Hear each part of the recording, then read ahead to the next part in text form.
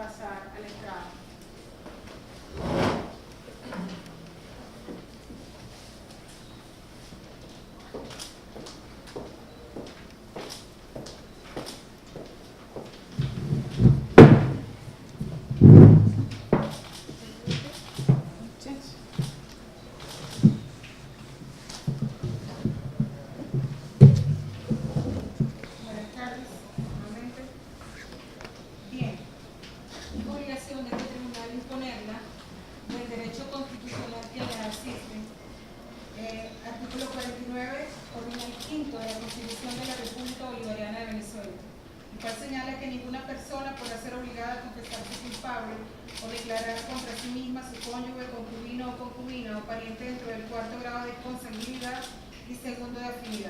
La confesión solamente será válida si fuera hecha sin ninguna coacción de ninguna naturaleza. En este estado tiene la palabra, señora.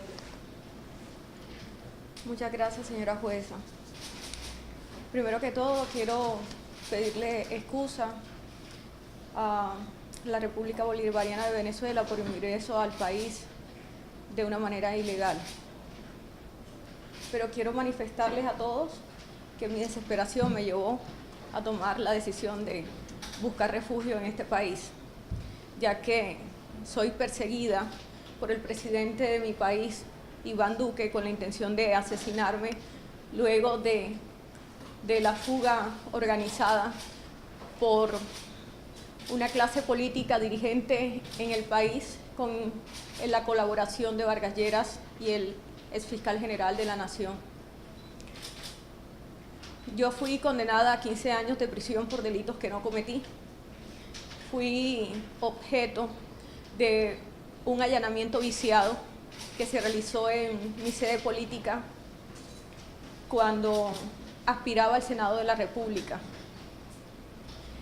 En ese allanamiento, y como lo pueden ver las imágenes que yo mostré y denuncié ante la Fiscalía General de la Nación y se la entregué a los medios de comunicación para que fuesen testigos de lo que me ocurrió, muestra claramente cómo la Fiscalía y miembros de la policía sembraron pruebas que me incriminaban en delitos como porte de armas en calidad de custodia,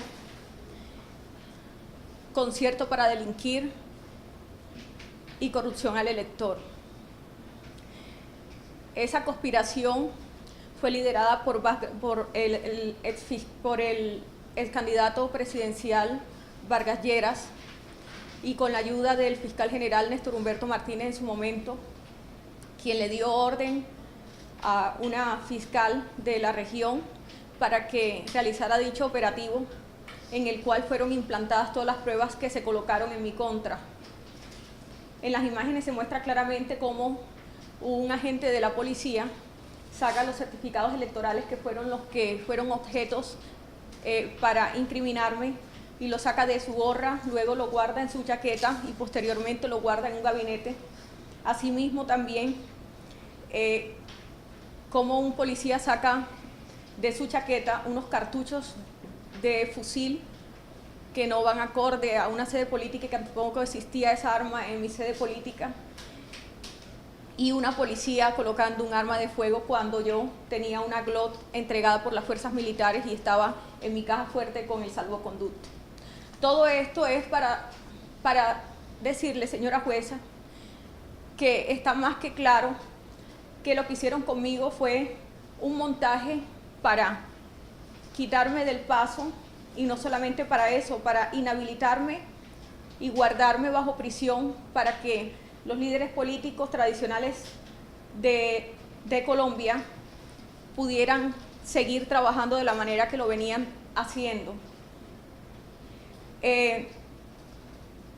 Luego que me privaron de la libertad, fui sometida a maltrato psicológico, maltrato físico. Le pagaron al capitán Álvarez, que era quien estaba a cargo de la cárcel El Buen Pastor, para que me maltratara y para que permanentemente hicieran operativos en mi celda, tratando de buscar si yo guardaba dentro de la misma pruebas en contra de los que sabían que yo tenía pruebas contundentes para demostrar la corrupción que se maneja en el país. Luego, no entendí el porqué de todo este entramado. Yo le quiero contar que desde los 16 años soy una líder política. Lo diríamos así porque tengo carisma, porque siempre me preocupé por la gente, por el barrio, por las necesidades de la comunidad.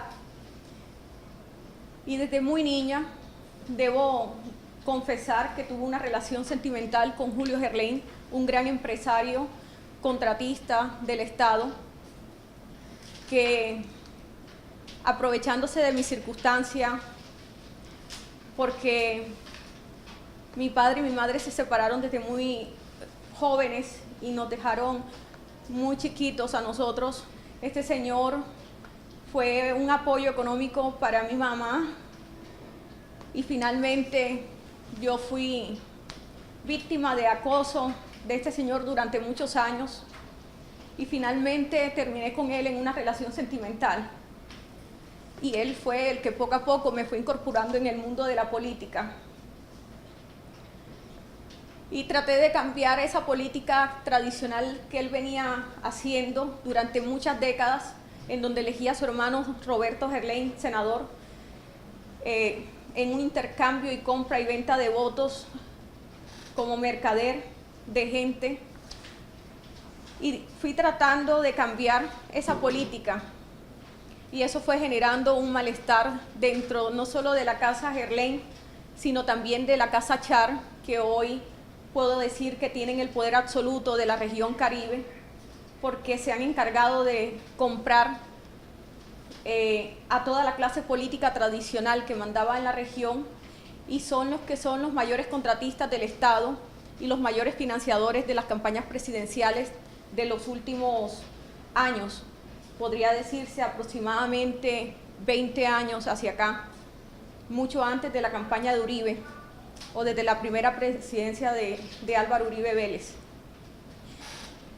Fui testigo de las altas sumas de dinero que se invertían en esas campañas y de las altas sumas de dinero entregadas por la empresa Valorcon y por la familia Char para financiar las campañas políticas presidenciales y asimismo de otros procesos de corrupción del país.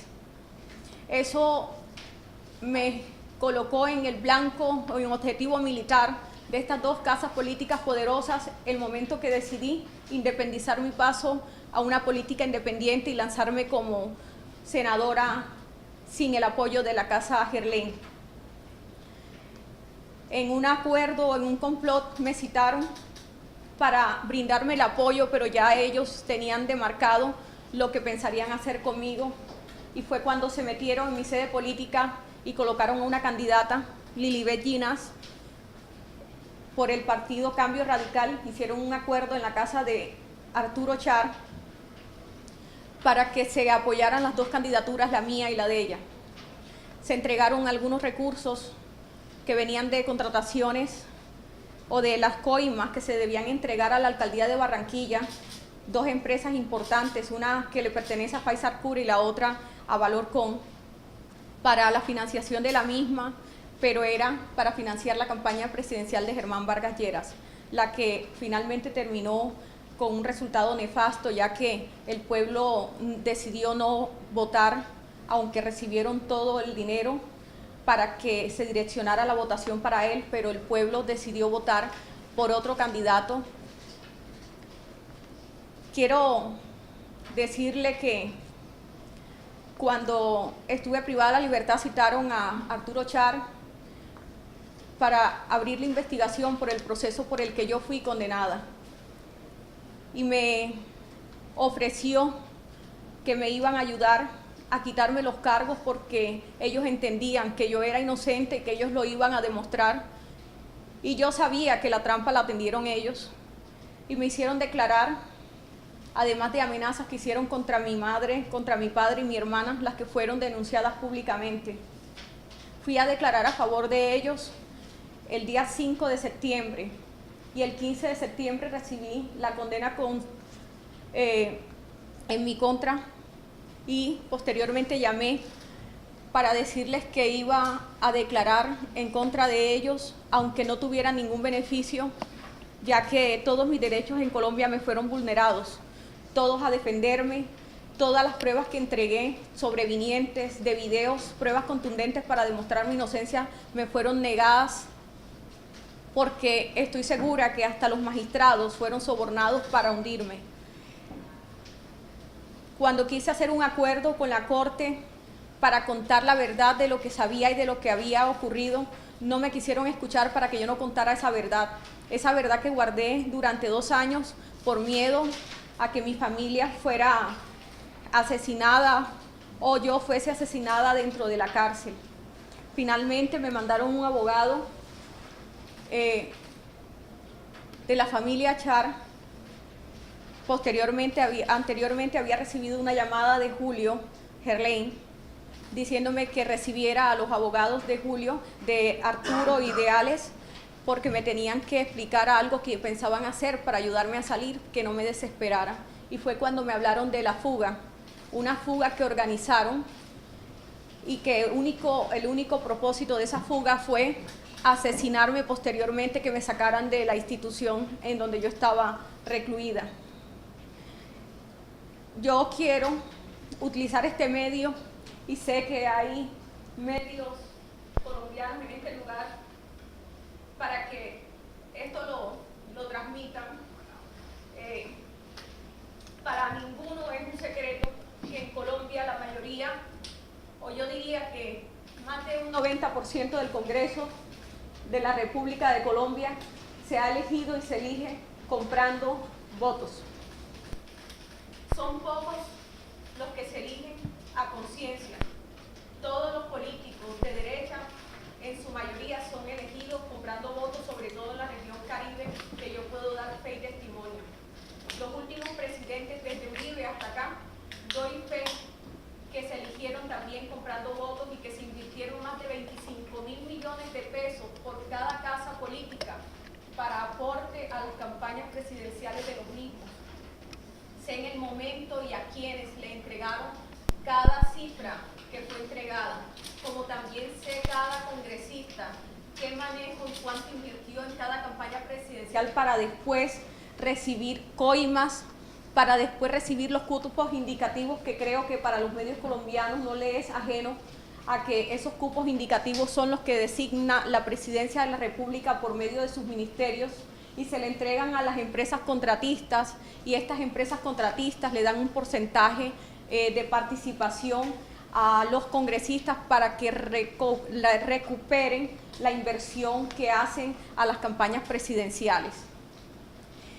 Toda esta información que yo tengo, y que tengo pruebas, que tengo videos, que tengo audios, que tengo no solamente eso, que también tengo pruebas escritas, contratos y licitaciones que fueron hechas amañadas. Todas estas pruebas hicieron un blanco fácil para mí para querer asesinarme, no solamente 2 casas políticas importantes de la región Caribe, sino también del presidente que tenemos hoy en Colombia, y es el presidente Iván Duque, para cuidar las espaldas de su jefe Uribe, que para nadie es un secreto, y también para cuidarle las espaldas al fiscal general de la Nación, Néstor Humberto Martínez, a quien le tengo grandes secretos, como el momento en que lo eligieron el ministro de ministro, el superministro, y fue nombrado como cuota política de la empresa Odebrecht y de Luis Carlos Sarmiento Angulo, para garantizar que toda la contratación entregada a la empresa Odebrecht fuera destinada a unos empresarios que a su vez le iban a entregar las comisiones a los congresistas, y así poder cumplir las cuotas políticas que aportaban cada candidato o cada senador o representante a la Cámara de los diferentes partidos de derecha, ya que los de izquierda nunca participan en el tema que es conocido popularmente en Colombia como la mermelada. Néstor Humberto Martínez, luego de ser elegido superministro, con el objetivo de garantizar la contratación y el flujo de los recursos para poder recuperar la inversión que se hizo en las campañas presidenciales, la inversión que hizo Luis Carlos Sarmiento Angulo y también la empresa Odebrecht, entre otras empresas.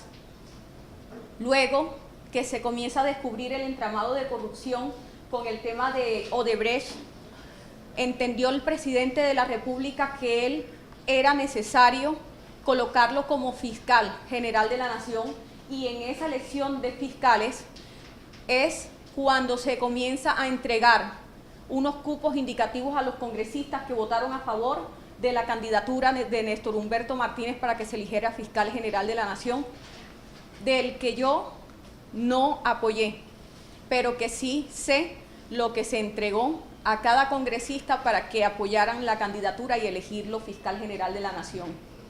Una vez se hace fiscal general de la Nación, comienza a taparle toda la olla podrida a cada político, no solo de la región Caribe, sino de toda Colombia, a tapar todos los espacios y todas las denuncias colocadas a nivel nacional de todo lo que tenía que ver con corrupción y enlodar a la presidencia de la República, porque no es solamente una presidencia la que está enlodada, son una presidencia tras otra y es como un castillo de naipes que va al caer uno, caen todos.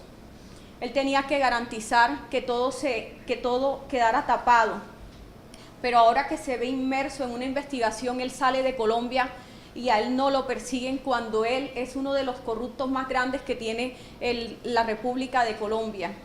Germán Vargas Lleras fue el encargado, como desde que estaba en la vicepresidencia, de garantizar, junto con el fiscal general, que no era en ese momento fiscal sino superministro, de repartir toda la contratación, y finalmente tiene todo el manejo.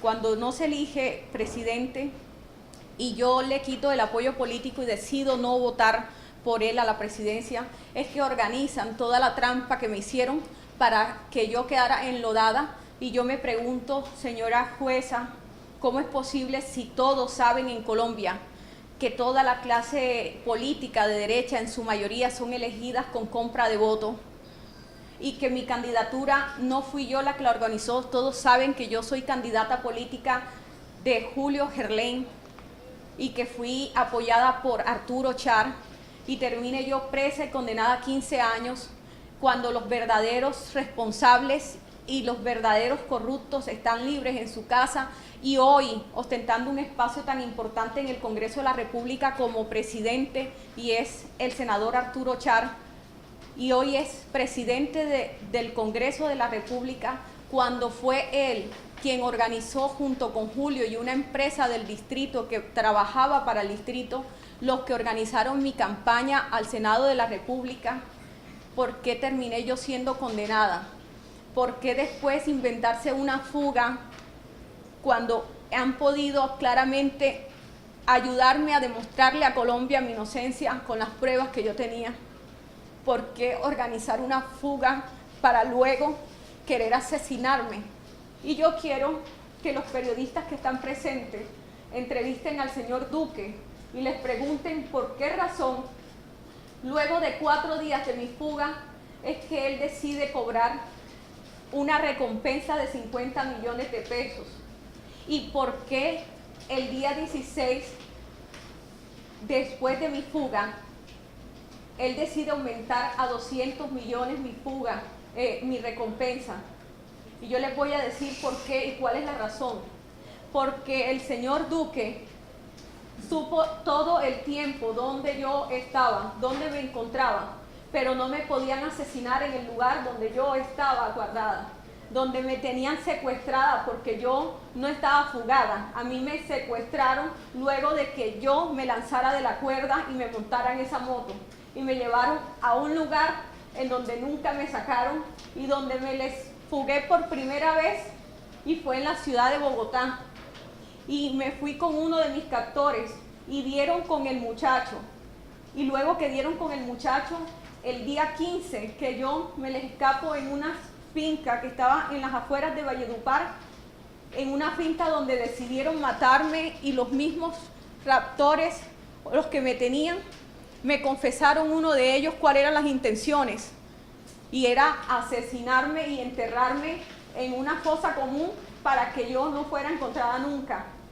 Y justo el día que yo me le escapo, Duque al día siguiente aumenta mi recompensa a primera hora en 200 millones de pesos, porque sé que desde el principio él sabía, porque tanto él como la familia Char y la familia Gerlain tienen intereses en común, porque saben que en el momento que yo salga a declarar todas las cosas que tengo contra ellos y que hoy no terminaría, porque son archivos, porque son bastantes pruebas, saben que en el momento que yo entregue todas esas pruebas, no solamente va a caer él, va a caer Uribe, va a caer Santos, va a caer casi media clase política, medio Congreso y el Partido Conservador completo. Yo me pregunto, ¿cuál fue el delito que cometí cuando mucha gente me tilda de corrupta y me dicen que le robé al pueblo? Y no entiendo si es que no conocen por cuáles fueron las razones que me condenaron. Y yo nunca le pedí un puesto a ningún ministerio, nunca pedí una comisión, nunca me conocieron la cara en ningún ministerio. He sido una mujer transparente, hice parte de la Comisión Segunda. Y en la Comisión Segunda, como presidente, tuve la mejor presidencia en los últimos años, proactiva. Todas las iniciativas fueron en mejora del país. Hice los mejores debates en contra de los ministros cuando consideré que no estaban haciendo un buen trabajo. ¿Cómo le destruyen la vida a una persona y resulta que yo debo quedarme esperando que me pudre en una prisión por delitos que yo no cometí? Y luego me dan una esperanza de que voy a salir y compran unos tiquetes a Barbados. Y los medios de comunicación saben a qué me refiero, porque yo no sé de dónde salió que yo compré unos tiquetes a Barbados y ya estaban comprados unos tiquetes a Barbados.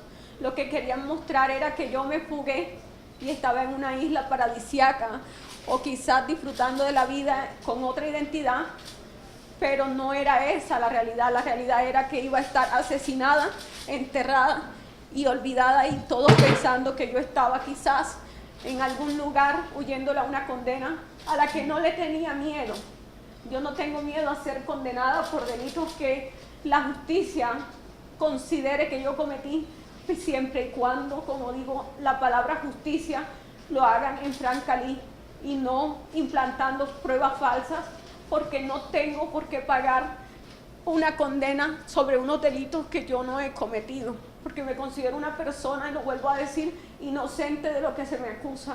Y yo le pido al presidente de este país que por favor, si este caso se tiene que llevar a tribunales o a instancias internacionales, que por favor me ayude, porque yo soy víctima del Estado de la República de Colombia en cabeza de Iván Duque, porque sé lo que tramaron en mi contra. Y no solamente eso, me pusieron a cosas terribles en la finca donde me tenían secuestrada en Valledupar.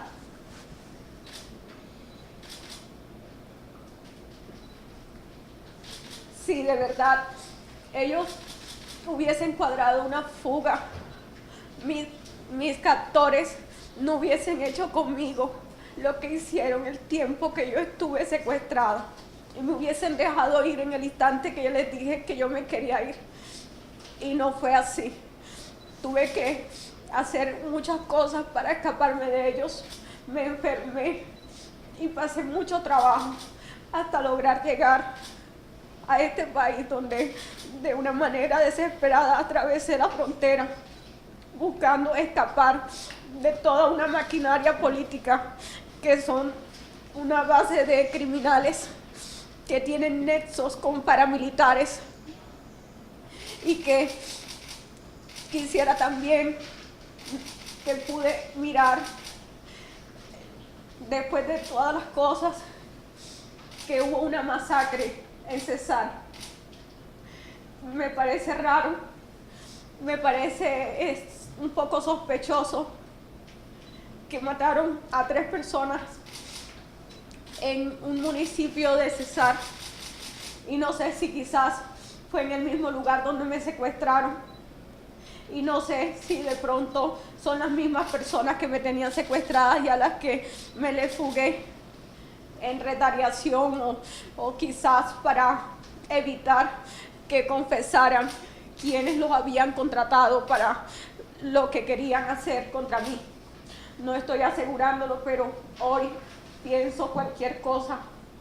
Y cómo es posible, si yo regreso al país, si regreso a Colombia, quiero que antes de regresar, toda Colombia sepa la verdad de lo que tienen que saber y por qué todo lo que hicieron en mi contra. ¿Por qué no se preguntan cómo condenan a una persona por una práctica que la cometen todos los políticos tradicionales de derecha? Porque no soy la única persona a la que le habrían iniciado un proceso por corrupción al elector, porque en cada esquina de las regiones hay un líder comprando votos y siempre a favor de algún candidato de derecha. Eso es el pan de cada día. Esa es la manera de cómo la gente sale el día de las elecciones a hacer un festín, porque es un día que llega dinero de todos los políticos, porque le venden el voto a todo el que pueda, y no es un secreto para nadie. Pero yo sí pido solamente dos cosas. Una, que se me brinde protección a mi integridad, porque me siento en este momento tranquila, y desde que fui capturada aquí creo que he encontrado paz, porque no dormía tranquila pensando en el momento que mis enemigos me encontraran. No hablaba con nadie, ni con mi familia, por miedo a que una llamada fuera interceptada y dieran con mi ubicación.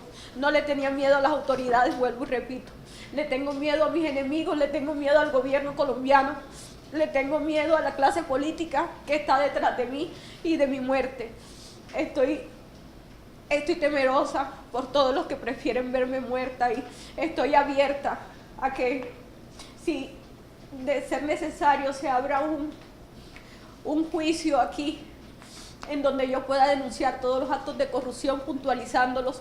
Estoy abierta que si este gobierno permite entrevistarme con los medios que deseen saber la verdad, también estoy abierta, y estoy abierta a todo lo que el gobierno considere que es conveniente, pero pido que se tenga en cuenta también la integridad de mi familia en Colombia, que de pasarle algo a algún miembro de mi familia, sepan que los únicos responsables de lo que me ocurra son el presidente Álvaro Uribe Vélez,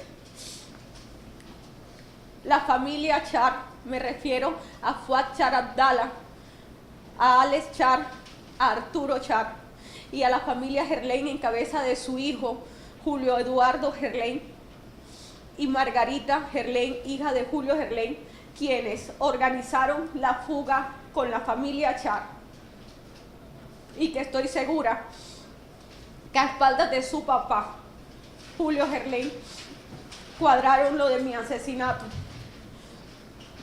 Quiero pensarlo de esa manera, porque no creo que una persona con la que tuvimos una relación extramatrimonial tantos años y que quedaron frutos que por respeto no puedo decir en esta audiencia, se haya prestado para todo lo que hicieron contra mí, y que las autoridades saben, las que llegaron aquí, que lo que estoy diciendo en cuanto al maltrato que recibí en Valledupar es cierto.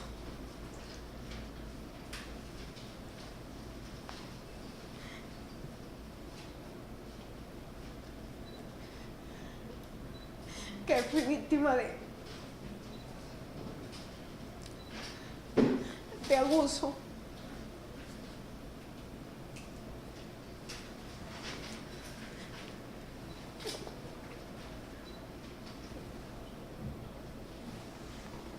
que me lanzaron a pensar que iba a encontrar una salida a un problema que no sé cómo terminé involucrada, que no me explico cómo terminé metido en todo esto. Y lo que hicieron fue mostrarme un camino que me llevaba a la muerte.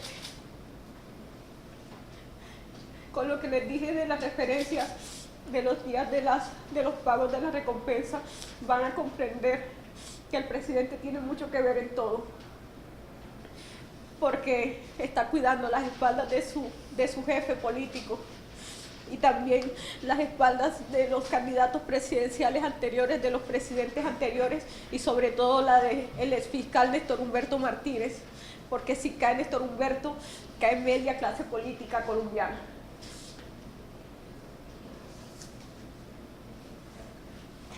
Quiero decirles, aprovechar para hablar del caso de Odebrecht, porque quiero aprovechar este espacio para que los medios que tienen toda la curiosidad de saber muchas cosas que ocurrieron, sepan que la empresa Odebrecht sí entregó una alta suma de dinero para la financiación de la campaña presidencial de Santos, y entregaron el proyecto de Navelena a la empresa Valorcom, a la que no le abrieron investigación, y esa empresa le dio ese negocio en el yate de Julio Eduardo, el hijo de Julio Gerlain, y se lo entregó a favor o por solicitud de Luis Carlos Sarmiento Angulo, dueño del Grupo Aval y casi dueño de Media Colombia, y le entregaron el contrato de Navelena. Asimismo, sé los contratos que entregaron en el distrito de Barranquilla y desde el Ministerio de Defensa, cuando Germán Vargas Lleras era el ministro, entregó 5.000 viviendas a Valorcom para que éste le votara a favor de la reelección. Y estoy abierta a seguir dándole la información y las pruebas de los contratos entregados, campaña presidencial por campaña presidencial, y una vez elegidos presidentes, cómo ellos pagaban las coimas y cómo les repartían a cada congresista sus cupos indicativos para satisfacerlo. Y los que tengan curiosidad del tema por el que me investigaron, yo fui candidata de Julio Gerlain, de Valorcom, como cuota política para que Vargas Lleras midiera mi votación con un acuerdo que hicieron con la familia Char, y ellos fueron los que invirtieron y los que financiaron y los que organizaron todo el tema y todos los recursos que se destinaron para mi campaña a las personas que me apoyaron. Pero si bien es cierto, en esa candidatura, en la sede política, habíamos dos candidatas. Estaba mi persona y Lilibet Ginás, candidata de Cambio Radical. Yo me pregunto, así como el señor fiscal general de la Nación una vez hizo el nefasto allanamiento que hizo en mi sede política para incriminarme, ¿por qué no salió a decir que Lilibet Ginás, que era de Cambio Radical, era la líder de la organización criminal? ¿Y por qué decir que fui yo, si las dos éramos candidatas? ¿Por qué opacar el nombre de una y callar el partido que estaba apoyando en esa sede política? ¿Y por qué incriminarme solo a mí? Porque está claro que ese montaje era destinado para hundirme a mí y no a Cambio Radical, ni tampoco a Lilibet Ginás, que era la candidata de ellos. Yo tengo muchas cosas que decir, pero me quedaría corta y quizás recordar tantas cosas me nubla el pensamiento y me afecta quizás un poco emocionalmente, pero solicité esta audiencia más que todo para pedirle, señora jueza, que de alguna manera, no sé de qué manera sea posible, el presidente Nicolás Maduro mira mi caso y si lo puede llevar y extender hacia relaciones diplomáticas con otros países, entre esos a la Corte Interamericana de Derechos Humanos, que me ayuden porque le tengo miedo a volver a mi país, en donde sé que posiblemente atenten o intenten nuevamente atentar contra mi vida como ya lo hicieron en repetidas ocasiones. Gracias. Bien, gracias. ¿La defensa tiene alguna pregunta para la ciudadana Aida? No, ciudadana, pues en este momento no tiene ninguna ¿El pregunta. Ministerio Público? Bien. Este tribunal sí tiene una pregunta, señora Aida. Fíjese. ¿Tuvo usted la oportunidad alguna vez de realizar una declaración como esta en su país, en su proceso? No, señora jueza, a mí no me permitieron en mi país declarar, y las veces que lo solicité, cabe recordar esto que se me había pasado. Yo tenía una cita el 1 de octubre con la Fiscalía. Yo me puse 2 citas con ellos. La primera cita, cuando pensé declarar, le llegó esa información al señor Fuad Char, porque ellos manejan la Fiscalía, la maneja Vargas Lleras, como la sigue manejando hasta ahora, y el fiscal que está en este momento también es colocado por Germán Vargas y sigue siendo discípulo del fiscal anterior. Ellos avisaron a las familias que yo pensaba declarar en contra de ellos, y me llamó Julio a regañarme, a decirme que cómo iba a hacer esa locura, y fue cuando por primera vez amenazaron a mi familia. Entonces yo desistí y cambié la fecha, y la fecha me la volvieron a colocar para el 1 de octubre.